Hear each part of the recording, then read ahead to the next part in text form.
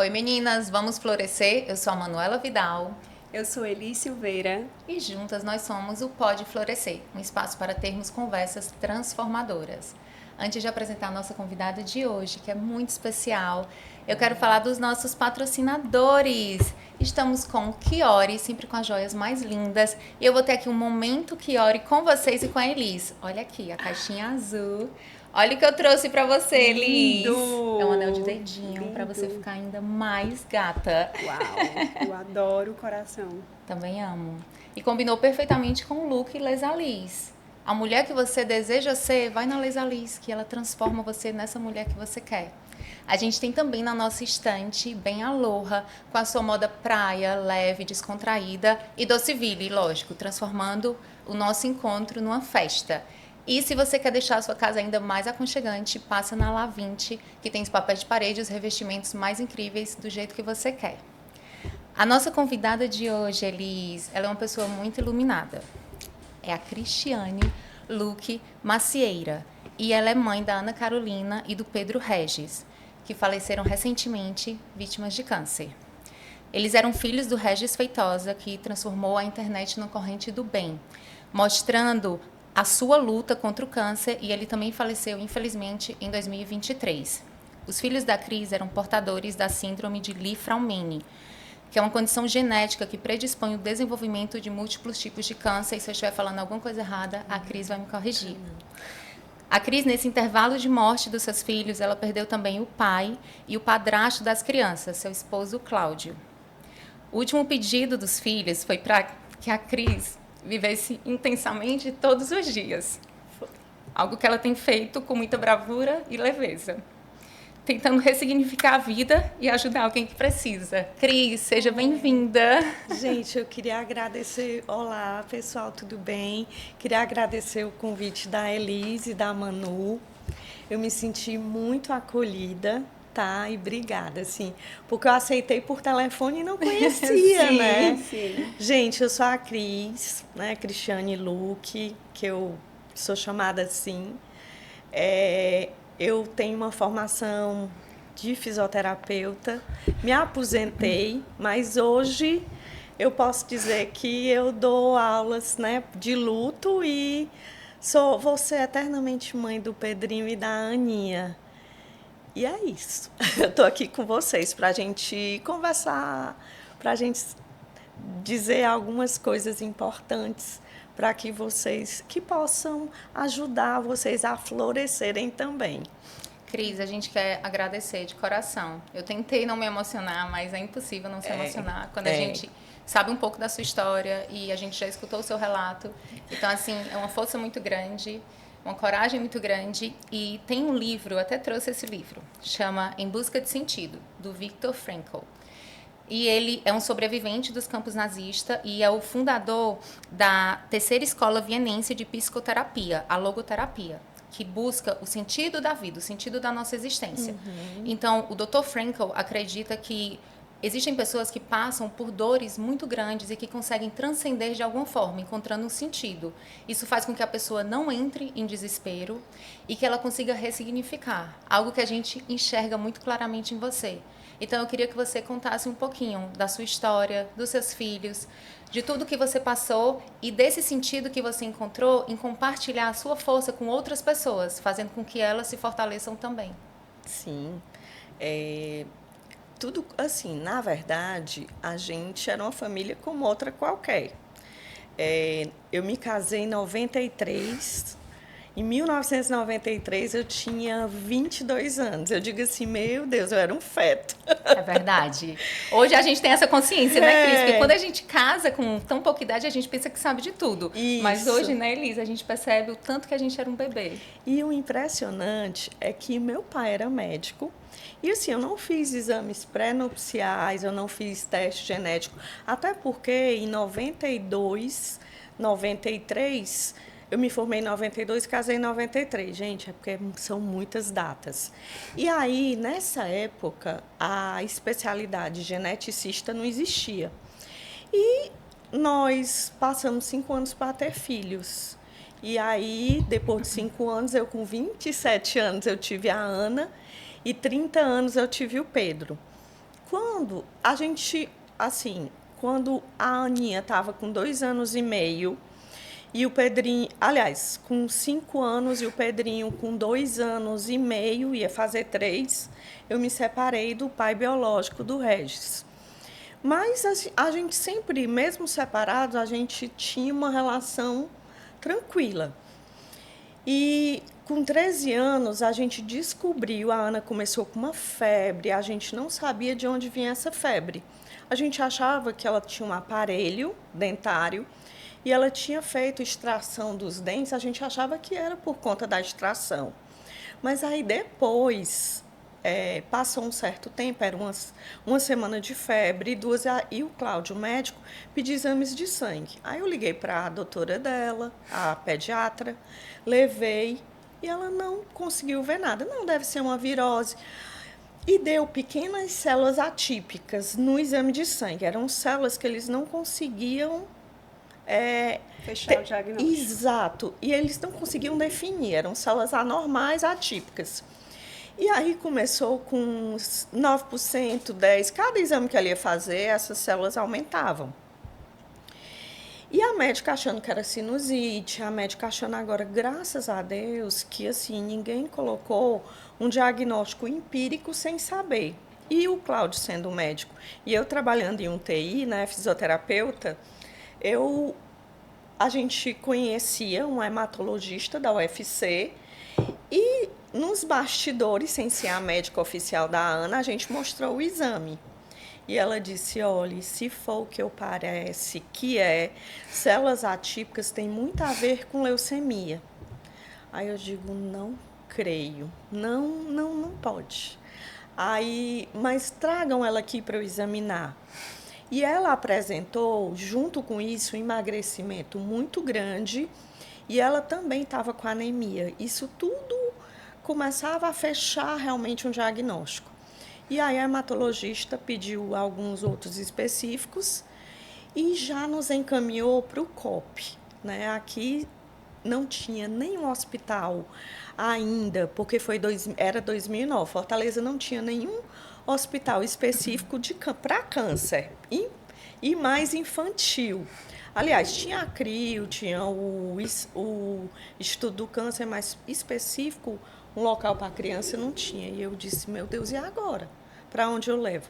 Aí ela mandou para o COP, Centro de Oncologia Pediátrica.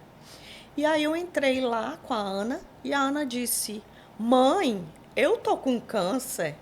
Ai, aquilo me doeu. E eu disse, meu Deus, a minha filha tem 12, ela tinha 12 anos, era agosto. Por isso que, graças a Deus, a gente está em setembro. E aí, foi um mês que me marcou muito. Eu disse, minha filha, com 12 anos, já sabe o que é um câncer. Que coisa, assim, impressionante. Eu digo, filha, mamãe não sabe o que você tem. A gente veio aqui para saber. E aí, para resumir, deu o diagnóstico de LLA, que era uma leucemia linfocística aguda.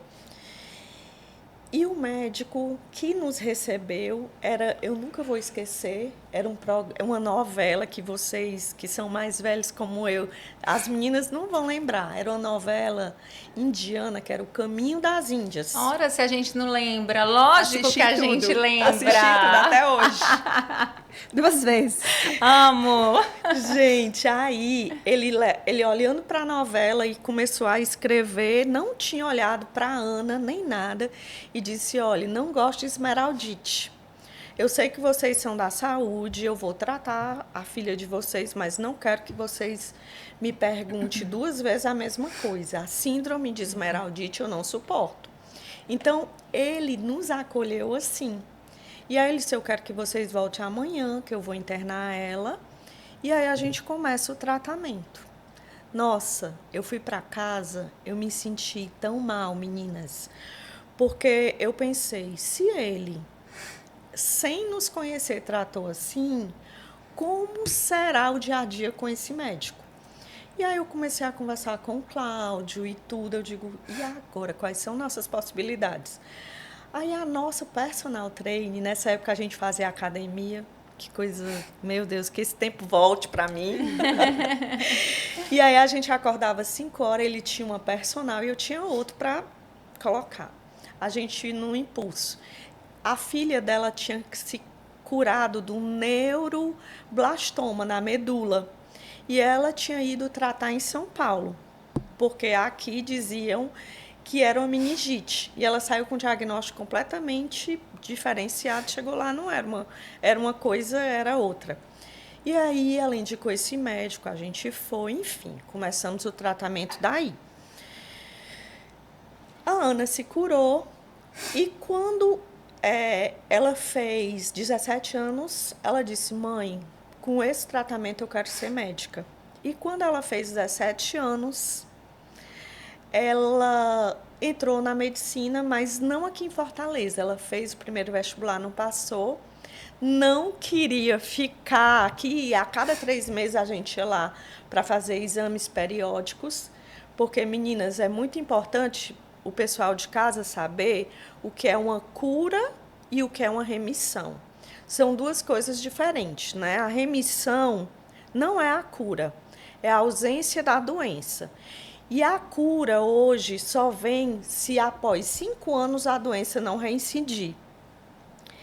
E aí a Ana já estava com 17 anos e tudo, e ela disse, eu vou tentar medicina. E aí ela não passou no começo do mês, passou no meio. Quando a gente estava em São Paulo, ela se inscreveu em 2 faculdades e aí passou nas 2.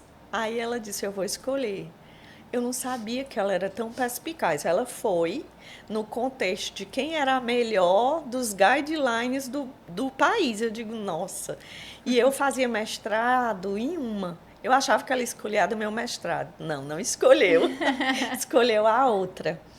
E aí, assim, para finalizar, 2 meses depois, gente, o Pedro teve uma ruptura de ligamento que a gente chegou a uma situação de câncer nele também.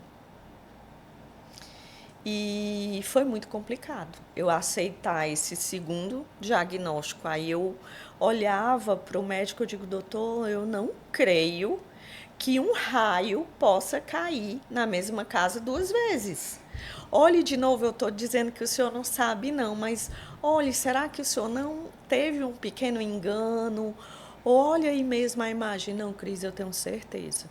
E agora a gente vai pesquisar a síndrome de Li-Fraumeni, porque osteossarcoma em criança é sempre um preditor de uma síndrome.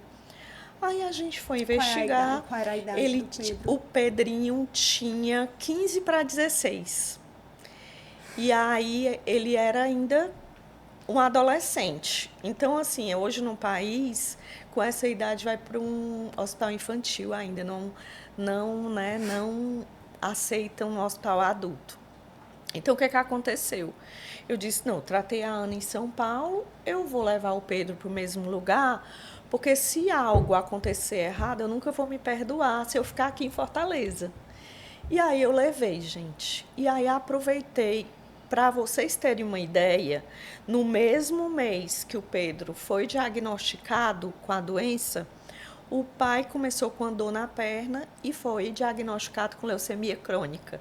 Ou seja, 3 pessoas da mesma família. E aí não era mais coincidência, não era mais uma questão de raio. A gente já via que tinha algo genético nessa situação, né? E a gente procurou uma geneticista chamada doutora Isabel Achates, perfeita. E aí ela resolveu fazer o exame e a gente percebeu que era realmente a síndrome de Li-Fraumeni. Só que eu era fisioterapeuta, não era onco, eu não sabia a dimensão dessa doença. Quando eu entrei para estudar, meninas, o meu mundo caiu. Aí eu comecei assim mesmo. Aí o Pedro tratou, teve que tirar 9 centímetros da perna, colocou uma prótese de titânio e ficou curado. E dessa época, então, eu já vinha com fé desde a escola, mas eu comecei a me apegar muito a Deus. E aí uma coisa que eu criei, um hábito, eu tenho uma Bíblia que aí eu até trouxe, depois eu mostro para vocês, eu sempre leio a Bíblia diariamente. E esse é o meu segredo, assim, da minha fortaleza, porque eu percebi que essa síndrome, ela tinha uma anomalia em uma proteína genética, que é uma disfunção, e meus filhos nasceram que não existia. Ou seja, uma célula chamada P53. Nós nascemos com essas células funcionantes, então todos os dias a gente é agredido por fatores cancerígenos, poluição, comidas enlatadas, produtos químicos que às vezes a gente aspira. Mas a gente tem as células P53 para fagocitar e jogar fora. Meus filhos não tinham essa célula, mas elas não funcionavam. E aí no começo, doutor, é a deleção da célula? Não, Cris, eles têm. Não é a pior tipo da Lifraumene. E aí eu comecei a pegar, bom, não é o pior tipo, então vou me apegar que não é o pior. Mas todos os dias, depois desse diagnóstico, eu comecei a rezar muito. Cris, você é muito claro no seu discurso que você obviamente sofreu, você ainda convive com essa dor, mas você não é essa dor. Fica muito claro que você não é essa dor, não é o resultado da sua vida. E essa dor, ela te trouxe um propósito muito grande. Como é que você conseguiu transformar essa dor que ainda lhe acompanha, mas que ela não define a sua vida, em dias comuns, para ter vontade de levantar, ter vontade de sorrir, porque o seu sorriso é incrível. A energia. Os seus olhos não Cris brilham ilumina. só quando você fala dessa história como tristeza. Os seus olhos também brilham com alegria. Quando você chegou, você trouxe energia para esse lugar. Então, gente. realmente a dor não te define, mesmo mesmo ela sendo uma companheira talvez para sempre da sua vida, porque levou o seu bem mais precioso. Mas como você conseguiu? Qual foi o momento que você disse assim, isso não vai me definir? Pronto. Gente, assim, para vocês terem uma ideia, era um momento de muita dor que eu tive, porque meu pai estava com Alzheimer, em agosto ele faleceu, novembro o Pedrinho faleceu, em janeiro, 2 meses depois, o Cláudio pegou Covid, o meu marido, e aí depois, 6 meses depois, a Ana convulsiona e é o mesmo diagnóstico do Pedro. Então, pensem em vocês que em 2 anos eu tinha todo mundo em casa e 2 anos eu não tenho mais nada. Você abre a maçaneta, você entra dentro da sua casa, é aquele vazio. E aí, 35 dias, eu senti uma angústia. Eu sou também fisioterapeuta cardiológica. E aí eu digo, eu vou fazer meu check-up. Aí eu cheguei na emergência do hospital e o meu amigo chegou, o cardiologista Igor. Cris, cara, tu tá infartando, Cris. Aí eu, oba! O quê, Cris? Para com isso. Eu digo, os meninos estão no céu e eu quero ir pro céu, Igor, eu vou morrer. Aí ele, amiga, não tá na sua hora, amiga. Não tá. Você não tá morrendo. Eu agora vou lhe dizer, seu coração tá se recuperando. Aí eu, não. Aí comecei, gente, a chorar. Mas chorei. Aí eu digo, Deus, tu levou tudo. Tu não me quer, não. Porque eu passei 44 dias dentro da UTI de Covid, sem vacina nenhuma, e não peguei. Aí eu comecei a perceber, aí, gente, por um acidente, tipo um acidente assim, eu sou zero na internet. Aí, de repente, eu vendo um monte de gente pedir para me seguir. E eu digo, que coisa é essa? 3.000 pessoas de pedido. Aí eu digo, eu não creio que seja assim, pedido. Aí eu, antes de dormir, com insônia e remédio para dormir, eu digo, eu vou abrir aqui. Gente do céu, de 1.000 e poucos seguidores, foram para 10, foram para 20 mil, foram para 30. Aí eu digo, meu Deus, o que está acontecendo? Aí eu comecei a ler. Cris, nós estamos com você.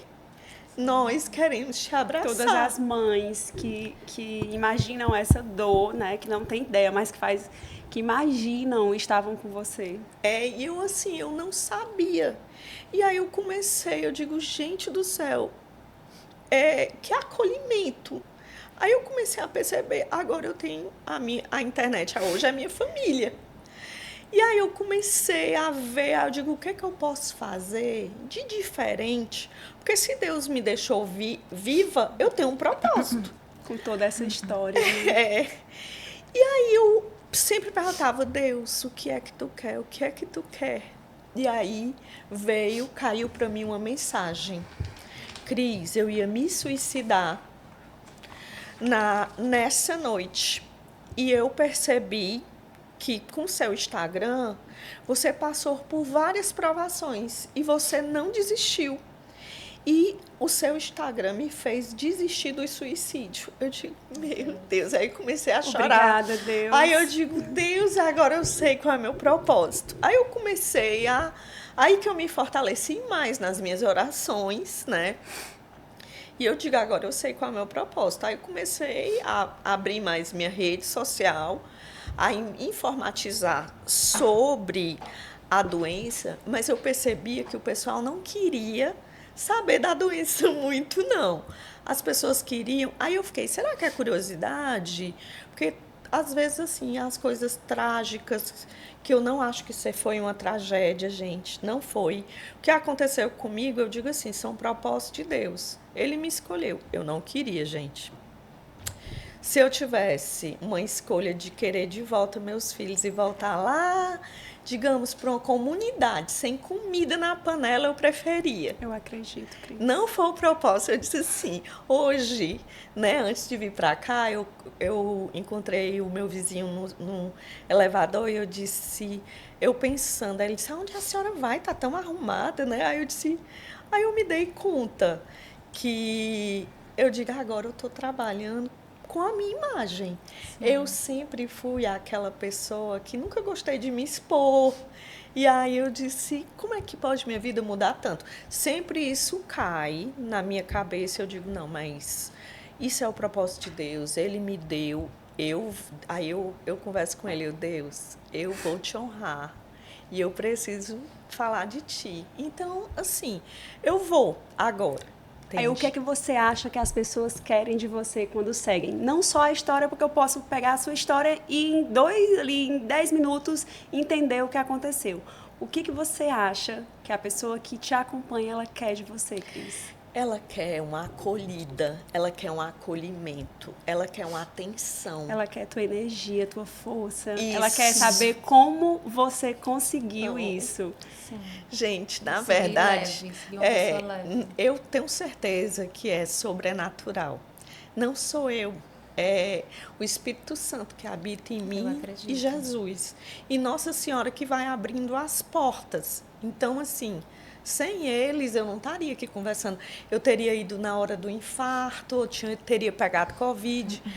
E aí, você poderia estar em uma cama, no quarto escuro, sem querer falar com ninguém, que para mim não deixa de ser uma morte também, não deixa de ser um falecimento. Exato, e você aos poucos e se entregando.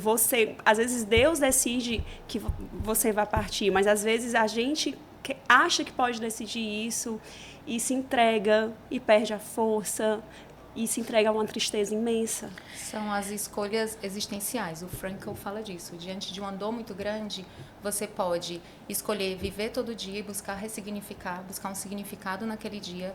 Você pode se entregar à dor ou você pode virar uma pessoa cruel. Ele acredita que a gente tem essas escolhas, essa força de vontade. A gente não escolhe aquilo pelo qual a gente passa. Você não escolheu passar por isso com seus filhos. Mas você pode escolher ressignificar. Viver o último pedido dos seus filhos. Que é, mãe, segue vivendo. Então, isso é muito lindo. Eu me lembro, assim, uma das coisas que me deu muita força.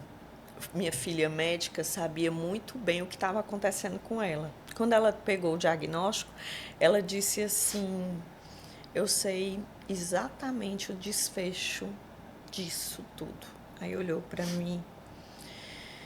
Mamãe, me prometa uma coisa. Aí eu disse, filha, o que é? Aí me fez 4 pedidos. Não vai me entubar no final, porque eu não quero que você faça distanásia, que é prolongar meu sofrimento. Não deixe ninguém botar uma sonda em mim. Eu quero uma GTT, que era aquela sondinha da barriga. Não faça nenhum off-label em mim, nenhum tratamento experimental. Não deixe que nada te atrapalhe. Então, assim, nos piores momentos da minha vida, que foi o último ano, porque eu coloquei todas as minhas esperanças, minhas forças em Deus e na Ana. Quando eu vi que eu perdi a Ana, e ela me pediu, você me promete, mamãe? Eu digo, eu lhe prometo. Mas tem uma coisa que é principal para mim, eu digo que você não vai desistir de você. Aí eu comecei a chorar. Aí eu disse, filha, mas quando tu for lá, tu faz uma coisa, vamos fazer uma combinação? Que é, mamãe, lá vem tu com as tuas coisas.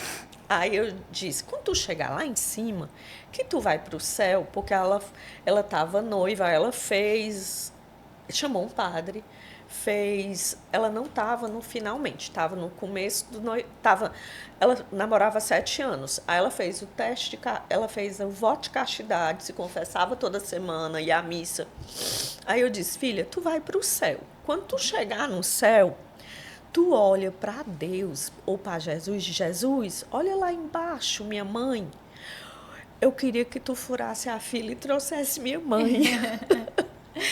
Aí ela disse assim, mamãe, tu e tuas coisas loucas, né, mamãe? É claro que Deus não vai fazer isso. E você vai ter que aguentar. Eu, tá bom, filha. E ela ria, mamãe, tu e tuas maluquices. Aí eu digo, promete, mamãe? Eu digo, prometo. Então, através dessa promessa, quando eu tô... Tem dias péssimos que eu tô na cama. Sim. E eu tenho uma secretária que eu digo, é minha mãe, meu irmão, meu pai, minha mãe, é tudo. E ela já vem comigo há muito tempo. Ela, dona Cris, 10 horas da manhã a senhora não se levantou, porque às vezes, quando eu tenho algo que mexe muito comigo, um psiquiatra, gente, eu sou medicada, eu uso remédio para ansiedade e para depressão também, porque isso não só agora, já vem desde a minha primeira separação. Isso não significa que muita gente que me segue diz, eu não vou me submeter a remédio. Gente, isso não significa nada. Significa que depressão é uma patologia, né, meninas? Sim.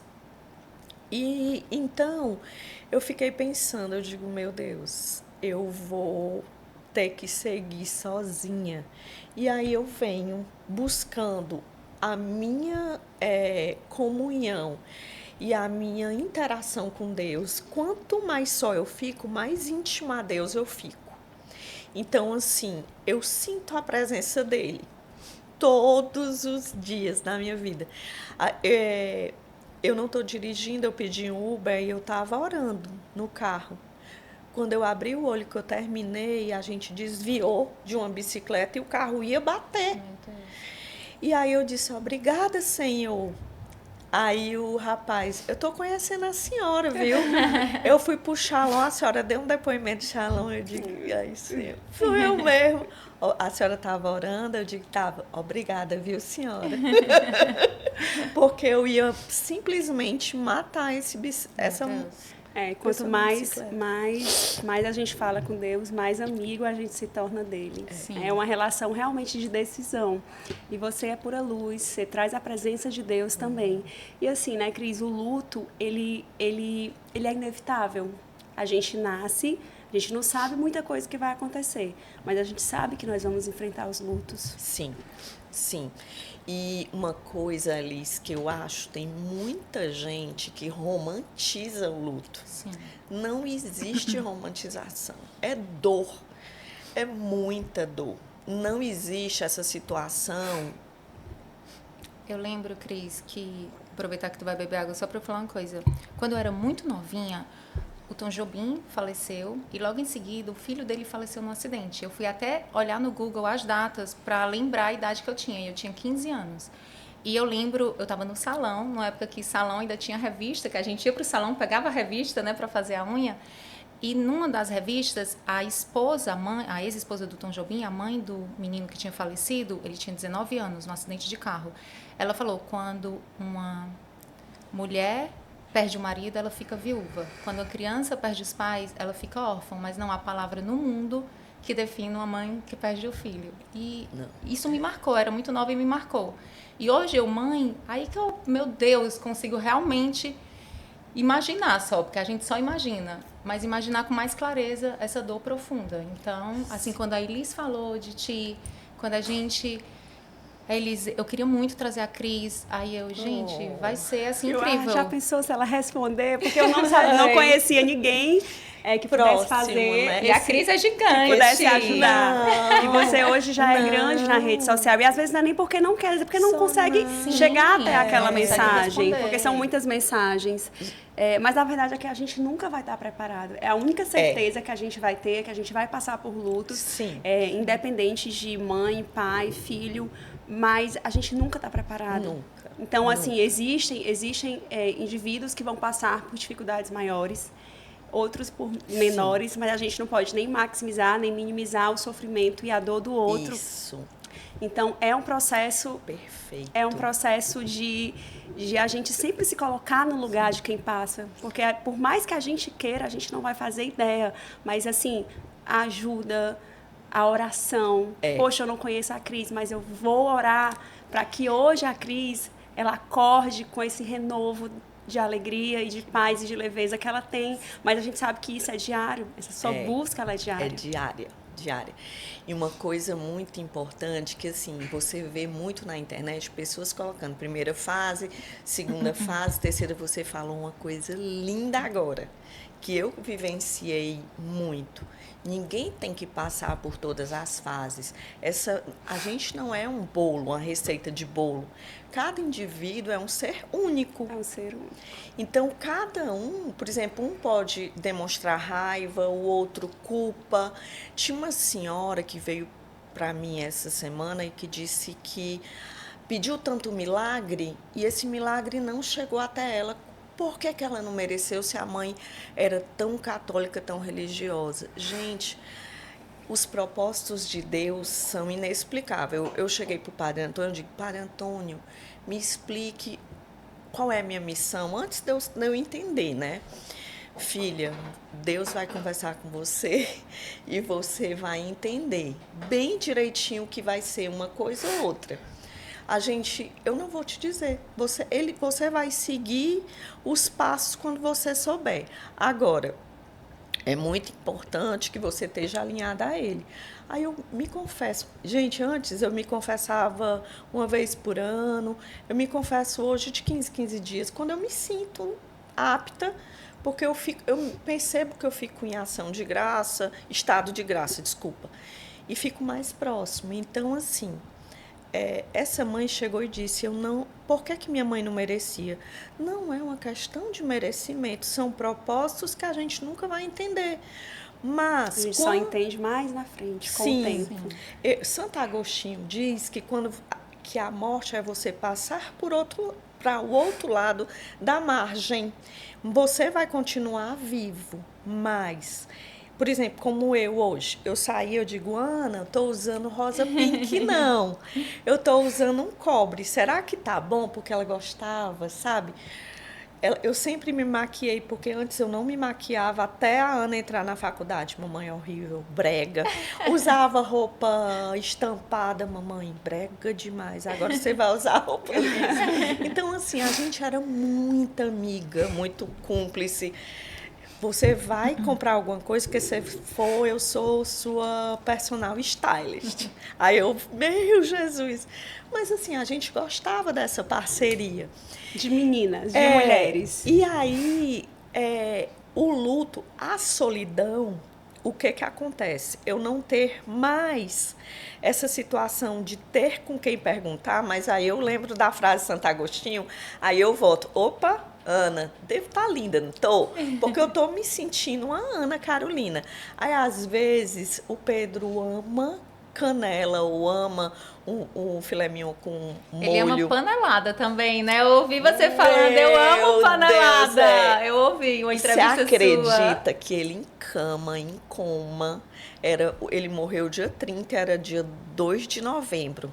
Eu e a Avilinha, minha secretária, que eu disse para vocês, é minha mãe. A gente fez uma panelada em casa, a gente ferveu 3 vezes, a gente pegou aquele gelo para tirar a gordura, botamos em 2, liquidificamos, deixamos ela. E eu alimentava o Pedrinho na seringa. Eu era mãe, fisioterapeuta, era tudo. Aí não terceirizei, não queria. Eu queria chegar até o dia da partida e ter a plenitude. Eu fiz todo o meu melhor, eu dei tudo de mim. Mas mesmo assim o luto deixa a gente perguntando, será que eu dei o meu melhor? A gente tem esse questionamento de dúvida no luto. E eu dei a panelada para ele. E eu, meu Deus, agora ele vai passar mal. Perfeito. E eu vi que Deus me mandou um sorriso assim dele para mim. Eu digo, obrigada, Deus. Porque ele não respondia mais, não falava, não se mexia. E é isso, meninas. Eu acho que assim, a gente que está ouvindo, as pessoas de casa que estão nos ouvindo, esse tema que vocês trazem para a gente conversar é muito importante. A dor, a gente precisa falar mais da dor. A gente fala muito da força, da fortaleza, mas a gente sabe que essa fortaleza, o ser forte em alguns momentos, porque a mulher, principalmente, nunca é uma linha reta. Eu sempre falo, a mulher, a gente sempre vai ter ali os nossos momentos mais difíceis. Mesmo subindo aquela escada da evolução espiritual, da evolução pessoal. A gente sempre, às vezes, desce para subir novamente.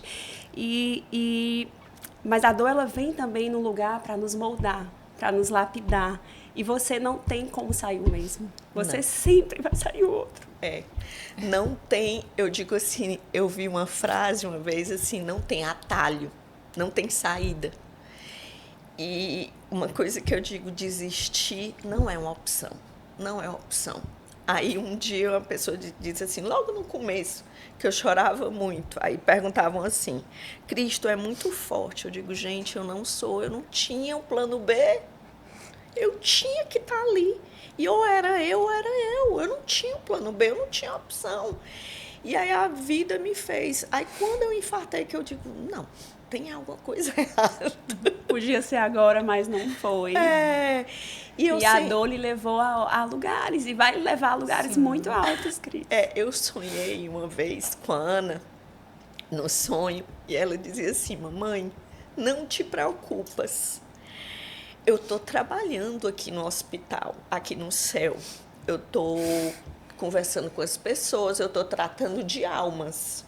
E tu tá embaixo, tratando almas. Tu tá salvando tantas almas, mamãe. E a gente tá ligado, na nossa ligação nunca vai acabar. Gente, meninas, eu acordei tão leve, né? Acordei tão leve. E eu disse assim, Senhor, muito obrigada. Assim, eu acho que de alguma forma eu tento fazer com que eles estejam vivos dentro de mim. Sim, hoje quando chegou aqui, a Eli serviu um chá para a Cris e é o chá preferido da Ana. Então, assim, esses pequenos sinais, nesses momentos principalmente, eles são tão significativos. Ela disse obrigada, Ana.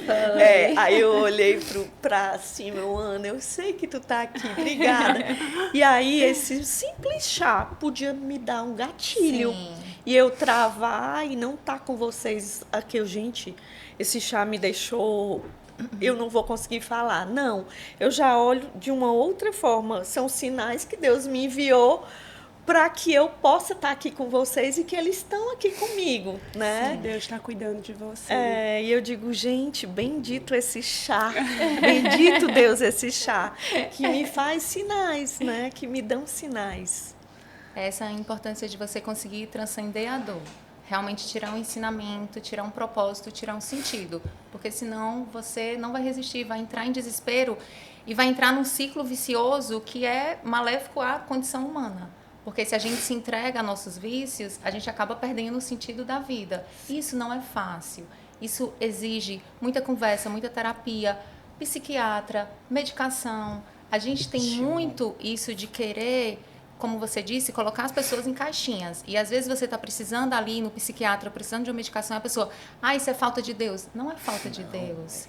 Isso é discernimento. A gente está em 2024. Se a gente sabe hoje que depressão é uma doença séria, que ansiedade é uma doença séria, a gente tem que tratar. E a gente trata isso com o médico.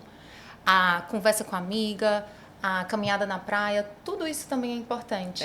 Mas é paralelo. Você trata uma doença com um médico, com medicação. Então, eu quero até agradecer e dizer o tanto que foi importante você falar isso, porque a gente te vê essa força, uma pessoa que está passando por um luto semelhante, às vezes está num momento ainda de muita fragilidade e pensa, por que eu não sou assim? Por que eu não estou conseguindo ser assim? E você tem que, lógico, esperar o tempo, mas você também tem que identificar. Será que está no momento de você procurar uma ajuda especializada? E procure, não tenha vergonha. Nossa. Isso é muito importante. Manu, que perfeito. Eu cresci com o meu pai médico dizendo assim, filha, seja humilde. Tenha humildade de reconhecer todos os teus erros. E quando você não tiver certo, baixa a cabeça. Então, assim, hoje eu preciso ter a minha humildade, Cris, para acolher quando eu não estou bem. Aí eu digo, meninas, hoje eu não estou bem. Aconteceu um gatilho ontem, que vão ter dias. Fácil não é e nunca vai ser. Mas eu escolho viver. Eu escolhi viver. E eu escolhi viver para que as pessoas possam valorizar o que tem, que a vida é valorosa, que nós estamos vivos porque Deus permitiu.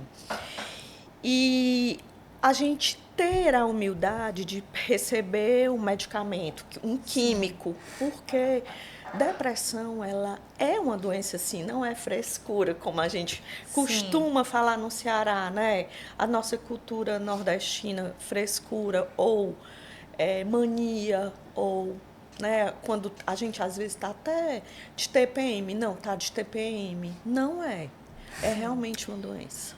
Tá, de parabéns pela sua coragem de expor isso, porque hoje você tem muitas pessoas que lhe acompanham, YouTube, redes sociais, e você tem a coragem, que você podia mostrar só ser forte. Você poderia omitir isso, e você traz isso como um ponto de fraqueza também, de olha, eu preciso dessa ajuda. Sim. E quando a gente pede ajuda, a gente está sendo muito corajosa e não fraco. Então, parabéns por a sua coragem de expor a tantas pessoas. Porque eu acho que quando o seu pai, lá ali na sua adolescência, quando falava isso, filha, tenha humildade, falava para ter humildade às pessoas ao seu redor. Hoje você é grande, você fala para muitas pessoas e tem coragem de mostrar as suas vulnerabilidades, que são tão importantes. Existe uma frase do livro A Travessia que ele fala que a verdadeira coragem não é a ausência de medo, mas a decisão de seguir em frente apesar dele. Concordo plenamente. A decisão, ela é coragem e atitude. Uma das coisas que mais me marcou foi quando o médico terminou a quimioterapia da Ana e disse, olha, nós temos duas terapias novas e essa terapia, uma caixa é R$75 mil e a outra 25. Eu tinha dinheiro para os 25 mil, mas 75, gente, quando se tem uma doença, não tem dinheiro no mundo que chegue. Mesmo as reservas que a gente tem, não chega. E aí eu digo, doutor, eu tenho dinheiro. Não, Cris, então, peraí que a gente vai achar uma doação. Olha como Deus é justo. Alguém faleceu dentro do hospital e essa caixa surgiu. Milagre. Milagre. No dia que era para terminar. Era um off-label. O que é que eu fiz? A Ana ainda tinha a consciência. Ana, tem uma terapia assim, você quer? Mamãe, eu quero. Mas se não der certo, não prolongue. Aí a gente fez essa terapia, era 2 comprimidos. Ela tomava uma vez por dia. Eu colocava na boca com a espátula, fazia ela engolir, porque não tinha a fórmula injetável. E aí, 20 dias depois, ela foi fazer uma nova ressonância. O tumor estava o dobro do tamanho, quer dizer, ela só piorava. E o Regis estava aqui em Fortaleza, ele estava vivo ainda. E aí, eu olhei para ela, ela disse, mamãe, me prometa nunca fazer a distanase. Aí eu cheguei, chamei o médico no começo do quarto e disse, doutor, era eu, Deus e o médico. pode parar a quimioterapia da Ana. Aí ele, o quê? Eu digo, doutor, o senhor acabou de fazer o exame e ela piorou. Para que maltratar mais esse corpo? E foi um pedido dela, para que eu não prolongasse. Vamos parar? Ele, justo, eu paro agora. E aí, assim, eu vi ali a coragem que eu tive, ao mesmo tempo ter que olhar para o rosto dela e engolir meu choro, porque ela não podia me ver chorando. Quando ela dormia, aí eu ia tomar banho e chorava no chuveiro. Porque quando ela me via chorando, ela dizia, eu vou morrer, né, mãe? Tá bem pertinho. E eu não queria ter esse papo. Eu sempre, o papo da morte era a minha forma de evasão. Não, Ana, vamos rezar o Salmo 91, ou não, Ana, vamos falar de outra coisa. Mas ela sempre tentou me dizer que estava morrendo, ela sempre tentou falar isso e eu nunca quis. Com 3 dias depois, eu pego nas notas do celular dela 10 cartas de despedida, falando quem eu era, o amor que tinha por mim e que, se ela sobrevivesse, ela queria ser 1% do que eu era como mãe e como mulher. Aí quando eu estou fraquejando, aí eu penso nessa carta e na promessa que eu fiz, porque eu prometi para ela e prometi para o Pedro. O Pedro pediu para eu deixar a casa arrumada sempre, cuidar de tudo. Para você ter uma ideia, Deus é tão maravilhoso e meus filhos, que eu acho que às vezes eu digo, será que eles eram desse mundo? Eles deixaram amigos que cuidam de mim. Eu vi que você no Instagram tá fazendo live com os amigos. Eu disse, que mulher inteligente. Lindo. Uma forma de trazer os filhos para perto, de não deixar essa memória ir embora. E eu achei interessante que na semana passada, retrasada, eu trouxe a Renatinha, que era sobre câncer de mama. Não dá ibope, como diziam os meninos. Não dá likes. As pessoas gostam de saber da vida deles. E tem tantas coisas engraçadas que tem, assim, para falar deles. O Pedro foi suspenso da escola. A gente tinha uma vida completamente normal. Eu vi que você assim, nessas lives eu tô descobrindo coisas que eu nem sabia que eles tinham feito. Eu disse, que bacana. E às vezes na live aí entra um pai de um coleguinha. Eles nunca beberam. E era a casa onde eles mais bebiam. Aí tem uma namorada dele, que era a namorada. Pedro andava muito na igreja católica e tinha uma namorada. E essa namorada, mesmo ele em coma, ela levava a Bíblia, sentava e lia para ele. E ela me chama demais. Aí eu digo, vamos fazer uma live? Não, tia, eu não tenho estrutura. Hoje ela faz medicina e faz oncologia. E ela mandou umas coisas dizendo que ia estagiar no hospital que os meninos fizeram um tratamento. Eu fiquei tão orgulhosa, porque eu digo assim, quer queira ou não, é um legado. Legado. Teve um porquê. Eu escrevi um livro, desculpa, o livro ainda está em acontecimento, um capítulo. Olha só, gente, a coincidência, aliás, não existe coincidência, é Deuscidência. Sim, acredito também. Vai ter 2 noites de autógrafo. Vai ter um no dia 13, porque para mim, dia 13, como eu sou católica, é muito simbolismo, é Nossa Senhora de Fátima. E aí o jantar vai ser dia 13, o meu capítulo é 13, e São Paulo é um mundo, é uma megalometrópole. O jantar vai ser num flat que eu e Ana morávamos e que o Rez ia visitar, que o padrasto ficava. E eu disse, meu Deus, isso é surreal. Eu vou morrer de chorar. E, ao mesmo tempo, eu não acho... Assim, cada vez mais eu acho que Deus me mostra, eu estou aqui, olha onde é que vai ser. Isso não é um acaso. Então, assim, como eu posso reclamar? Como eu posso não ser eu? Como eu não... Assim, hoje eu digo que eu sou um instrumento de Deus. Usa-me faz de mim o que tu quer, Senhor, para eu poder ajudar o povo. E eu não monetizo nada, meninas, nada. Um dia, quem sabe agora, essa monetização, se eu tiver, eu quero fazer alguma ação social, tipo, ajudar ao exame, que é um rastreio genético que custa entre 4 a 6 mil reais, doar esse dinheiro. Eu queria fazer uso para benefícios, sabe? Você é uma mulher abençoada, Cris. Ai, gente. No início do programa, eu perguntei para a Cris a pronúncia do sobrenome dela. Cris, é Luke ou Lucky? Lucky é sorte em inglês. Ela falou, é Luke, mas escreveram CK e parece Lucky em inglês, que é sorte. E é isso, a gente às vezes associa muito a sorte à ausência de dor. Mas não, sorte é você ter coisas grandiosas na sua vida. E lógico que a partida dessas coisas grandiosas, de todo esse amor, vai trazer dor. Mas isso não é ausência de sorte, isso é bênção. Você é uma mulher abençoada. E a gente quer saber agora como que você concilia um pouquinho esse cuidado com a Cris mulher. Você falou que tá mais vaidosa hoje, que tá porque tá na internet, tá falando com pessoas. Como é isso? Falou que quer voltar a malhar. Conta um pouquinho, Gente, hoje eu faço exames, depois disso eu digo, bom, agora eu vou deixar a vida me levar, Deus tem a missão.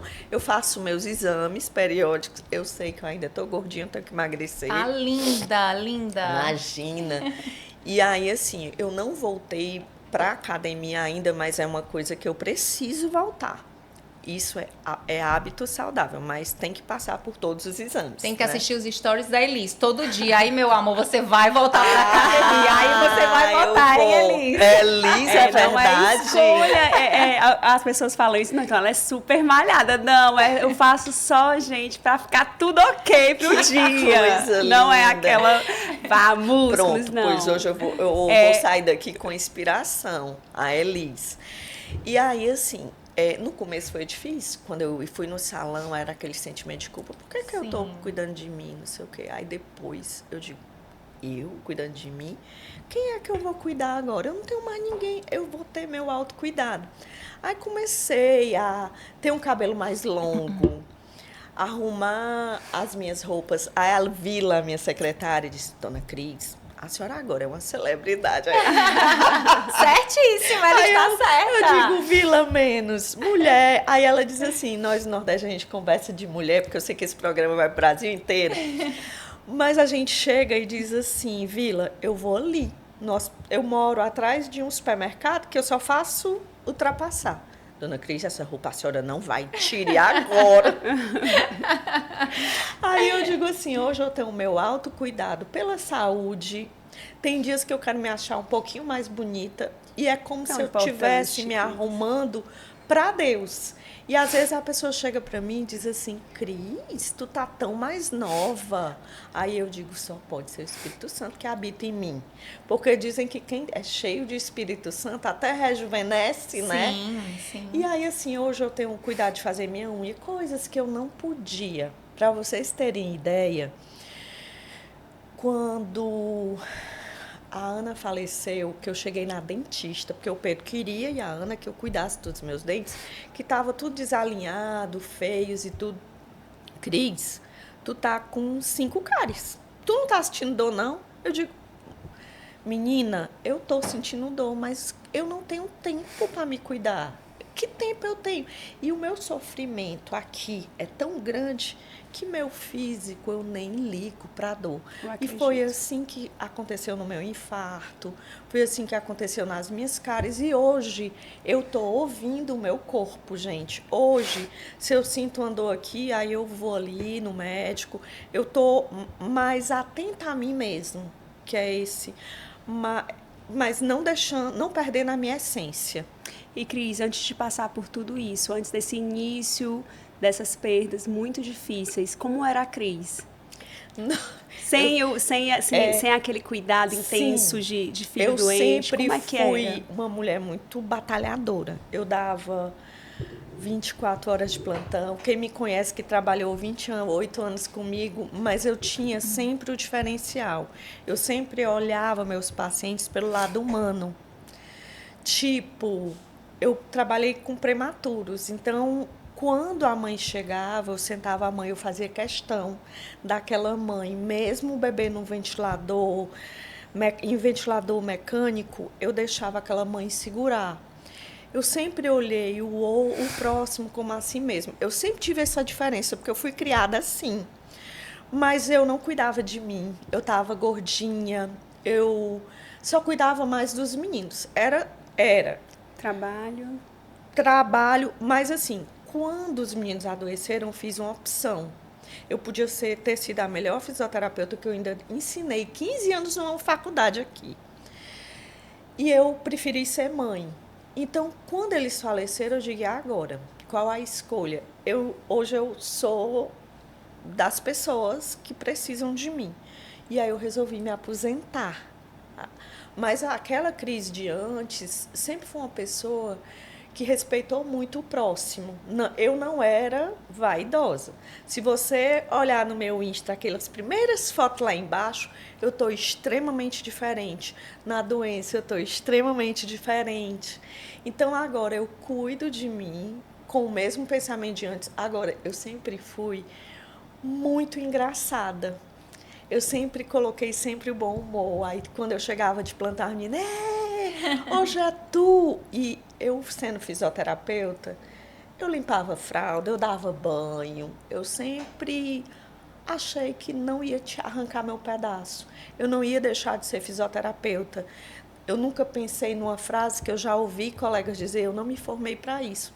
Eu me formei para tudo e para todos. Amei, Cris. Oh. Isso é tão incrível, porque a gente tem muito isso mesmo no lado profissional, de achar que certos trabalhos não são merecedores da gente. E, na verdade, isso muitas vezes impede a gente de crescer. No âmbito profissional e no âmbito pessoal, como pessoa. Você é uma pessoa gigante. Oh. E você contar essas pequenas coisinhas mostram como que você chegou nesse ponto da sua vida que você entra no lugar e domina o lugar. Porque ela entrou aqui e dominou, não foi, Exatamente. Elis? Eu fiquei assim, eu perguntando pra Elis no começo, Elis, ela é baixa ou ela é alta? Eu boto salto ou não boto salto?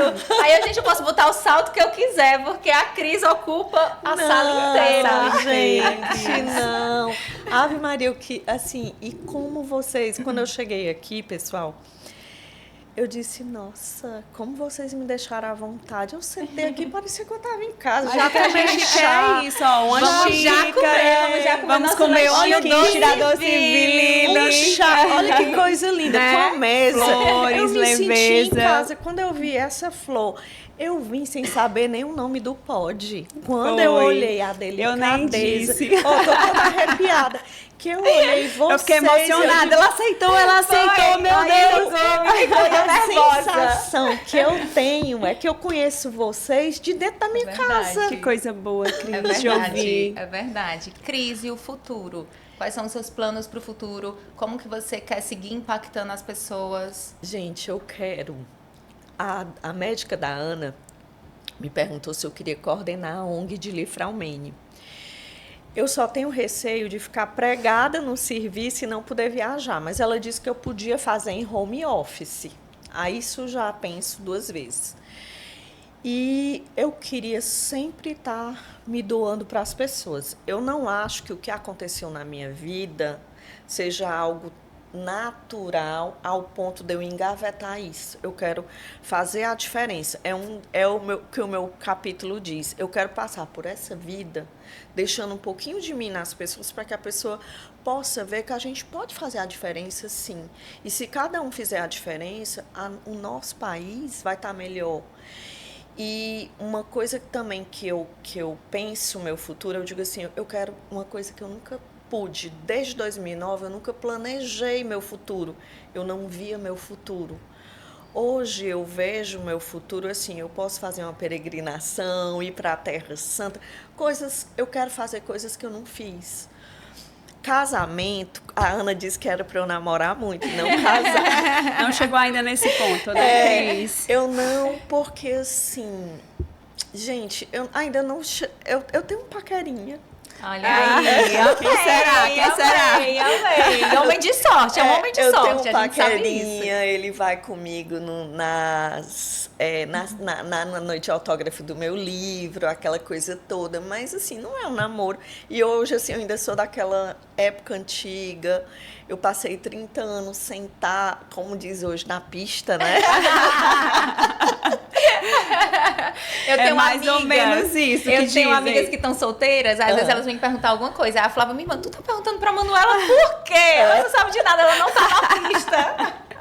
Verdade. Gente, a gente aí- fica meio desatualizado. Né? Quando eu cheguei nesse mundo, que eu não sabia o que era um narcisista, eu tava num OVNI, protegida pela Na sua Ana, bolha. pelo Cláudio, É. Aí, de repente, eu olho, aí tem narcisismo hoje, tem... Na verdade, eles são diagnosticados. Sempre existiu. Agora só tem verdade. nome É verdade. e sobrenome. A diferença é Aí essa. tem aquela sugar mommy, sugar daddy. Eu digo, não, Verdade. isso pra mim não. E assim, eu tive um padrão tão alto, que era o Cláudio, o Regis. Foi um casamento muito jovem, mas o Cláudio era um padrão tão alto que eu prefiro manter a minha liberdade. Eu não sei se eu ainda... Mas quem sabe? Madura, conhecer um amor, posso mudar de ideia. Mas hoje eu não me vejo casada. A gente muda o tempo todo, né, tempo Cris? inteiro. É a única Hoje, coisa. por hoje, é o que eu tenho pra dizer, né? E a gente atrai o que a gente emana. Você vai atrair pessoas maravilhosas, porque é isso que você emana também. Cris, Perfeito. me define os pilares da tua vida hoje. Hoje, Deus, em primeiro lugar, a minha economia financeira, porque eu tenho que administrar tudo e ao mesmo tempo eu sou sozinha. Eu tenho que estar focada na minha administração financeira, porque além de aposentada, eu sou pensionista. E no meu terceiro foco é a Cris e o quarto é as pessoas que precisam de mim, tá? Mas assim, Deus é minha prioridade, eu sou minha prioridade. A minha parte financeira, que eu nunca organizei na vida, eu fui muito mal acostumada, eu tive pessoas que cuidassem disso, eu era um bebê, até chegar para abastecer o carro, meu marido ia abastecer o carro, e de repente eu cheguei assim, eu tenho que crescer. Aí você vai seguir a Elis também, assistir os stories dela, porque eu tô melhorando. Meu gostei. Deus, eu vou melhorando. Vai Eu vou ter que ser. fazer mais stories. Elis A vai ser meu propaganda tá pilar. grande e eu vou ter que fazer mais stories. Eu vou Vai botar assim, assistir. meu pilar, atividade física, parêntese, Elis. Pronto. O Ricardo, meu marido, tá amando essa amizade, porque agora eu tô um tiquinho mais consciente. Um tiquinho é um processo demorado. Manu, não vamos gastar, isso é dinheiro, mano. Ai, mas tão Mas baratinho. é aquela coisa. Eu acredito muito que mulheres fortalecem outras mulheres. Sim. E quando você tá em cima, você puxa a outra, e depois você tá embaixo, e a que tá em cima vai puxando você para que você se fortaleça. Porque a gente, mulheres, nunca são linhas retas. Nunca. verdade, A gente verdade. tem um dia que a gente tem a consciência, tem a inteligência, tem a educação e cai em alguma coisa. E aí no outro dia dizer, epa, como é que eu fiz isso? Então, ter a consciência é muito importante, porque faz você pensar por que você desceu o degrau. Então, isso já... Mas vamos lá, que vai dar tudo certo. Mas, Elis, eu sempre digo assim, quando eu desço o degrau, eu digo, é a minha parte humanizada da eu sou coisa, a minha gente, parte eu estou humana, viva, eu tô viva. É assim, a minha pequenez, como diz Isso, Santa eu tô Terezinha, viva. seja nada para Deus, para Ele fazer tudo em você. É verdade. Então, eu digo assim, eu não sou nada. Mas foi por isso que eu fiz a minha parte da minha humanidade, né? Mas eu sempre procuro não fazer, porque eu quero o céu que os meninos estão. Amém, Terá. Cris. Cris, quero. deixa uma palavra para as mulheres que estão Mas passando antes por um disso, deixa eu fazer luto. uma pergunta. Faz. Cris, quem é o teu público que hoje, amanhã pode ser tudo diferente. Quem é o público da Cris hoje que você quer Nossa. alcançar? Mulheres que você quer empoderar mulheres, É. mães que estão no início desse luto e Gente, precisam. Quem são essas mulheres que você quer falar, Cris? pergunta linda. Amei também. Eu vi que meu público é mais mulheres. Eu prefiro mulheres. Eu acho que eu quero não só as mães enlutadas, eu quero que as mulheres hoje, mesmo com pouco tempo de casa, em vez de chegar em casa e ir para o celular, resolver coisas pequenas, respeite o seu lar, que é a primeira religião a ser feita. E eu acho que é no nosso lar que nós construímos a nossa vida e a nossa missão. As refeições são muito importantes. Que ponto importante. Uma coisa que na minha casa, a gente tinha um batente, os celulares ficavam no batente, era proibido atender. Ah, mas o Cláudio era urgentista, era médico.